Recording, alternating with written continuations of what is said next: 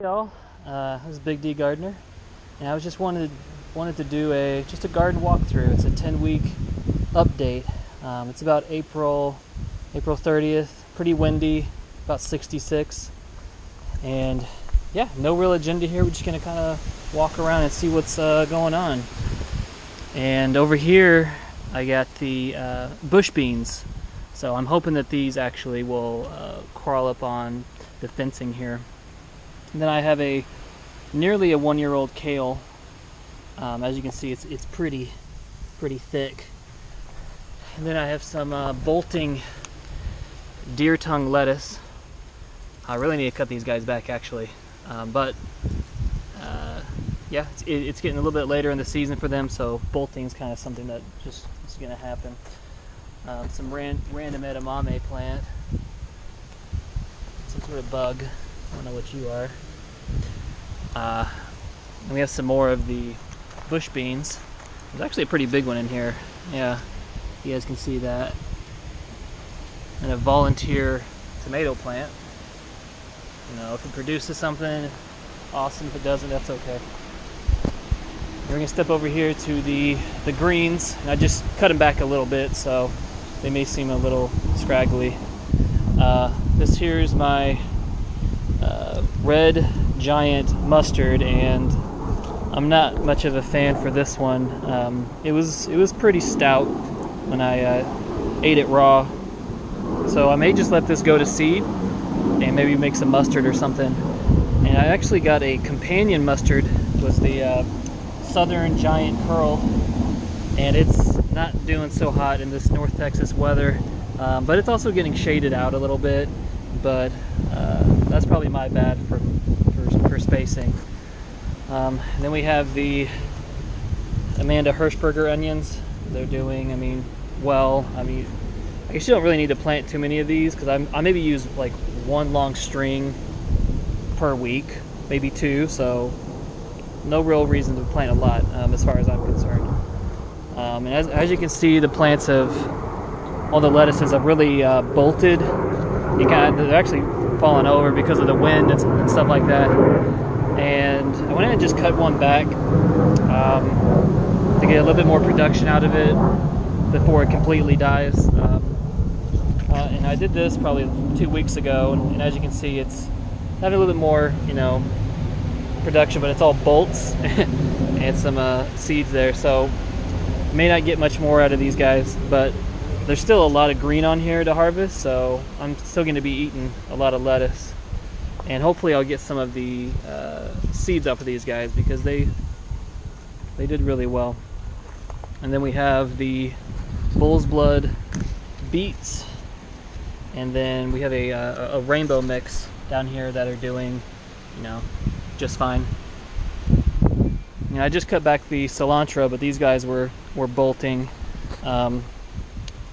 And a lot of people like to eat, the normal cilantro, which is fine. But I've been actually cutting the bolts back and actually chopping them up and then eating, and it's just as good. And in fact, it's a little bit more flavorful, I think. And then what else we got going on? Oh, this guy right here, the oak leaf lettuce. Hoping that this guy goes to seed. It was a real mild flavor for me, so I'm hoping to plant that next season or later on. Ooh, it's windy. We got some more. Oh, we have a tree growing here that the squirrels like to dig and plant their nut.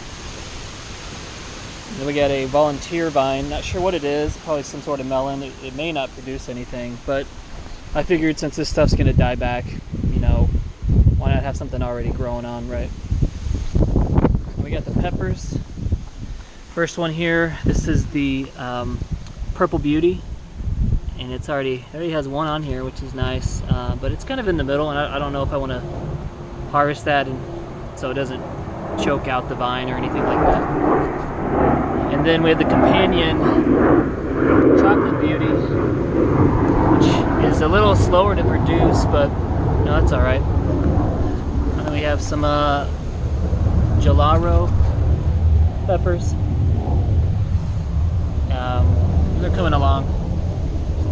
The Sweet Hungarian, though, is doing really well. You can kind of gauge how big that is. I think they're supposed to get a little bit bigger, so we'll wait to harvest. And then we have some of the shoshito peppers. These should be sweet. Let's see if I can get that. Yeah, shoshito. Okay. And this is the orange bell, and it's a little late on production, but that's that's okay. And then we have some pretty exciting peppers here. These are the pepperoncinis. So the ones that you see like on pizzas and Subway if you eat at that kind of place. I did double, so I got doubled the production, and hopefully I'll do some like pickling and stuff like that. And then I have some jalapenos. You gotta have jalapenos. I did actually 2 of them. I don't know if this one has any fruit. Did 2 of them because I love jalapenos. And we have some sriracha, which is kind of interesting. I have not eaten this raw or in pepper form. I've had the sauce, which is pretty good. And now we have the tomato bushes. So I can get in here. And we'll just kind of walk around. I'll show you guys what's going on. And yeah, right here, these little guys are producing really well. These are called the, you guys can see that, the super sweet 100. Very cool. A little bug there. I wonder what he's doing. Just hanging out. And then we have some, I think they're called Early Girl, and they're producing really well. And probably need to cut some of these back because we don't really want the leaves touching the ground, but as you can see, they're going crazy. And again over here, Early Girl. So if you want tomatoes early, that's probably the tomato to go with. We'll kind of walk around. And there's some more super sweet 100 that is producing a lot of little bitty ones that we're gonna probably make some sauce with, and can and preserve and stuff like that. And crinkly kale again. And pretty excited about this pepper here. This is a Cubanelle. You guys can see that this is actually saved overwintered. So hoping to get the seeds off this because the one I had, well, it was really good, real mild, crunchy, sweet. And then we have some non-organic edamame. So if you guys know where to get some organic edamame in the DFW area, let me know. I would rather have done that.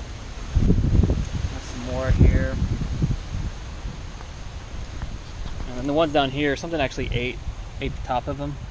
They started to grow back, so that's kind of good news. And then we have some indigo ruby, and this is the I guess the purple tomatoes.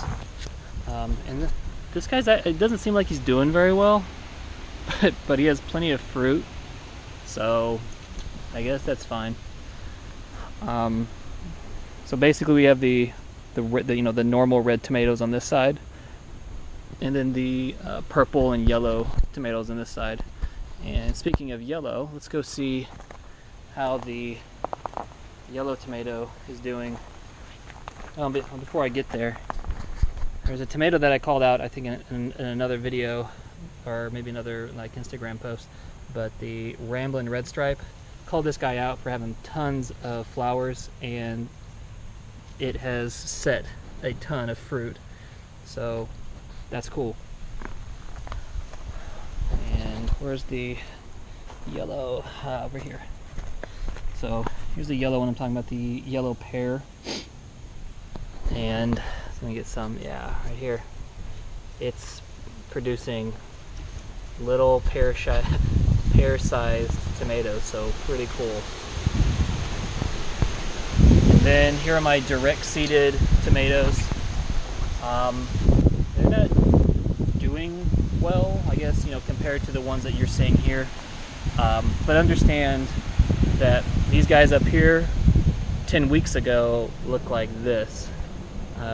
So I kind of wanted to just kind of experiment with it and see what happens with direct seeding and the same conditions as buying plant starts and stuff like that. Oh, the bug. It's all over the place. It's actually starting to water.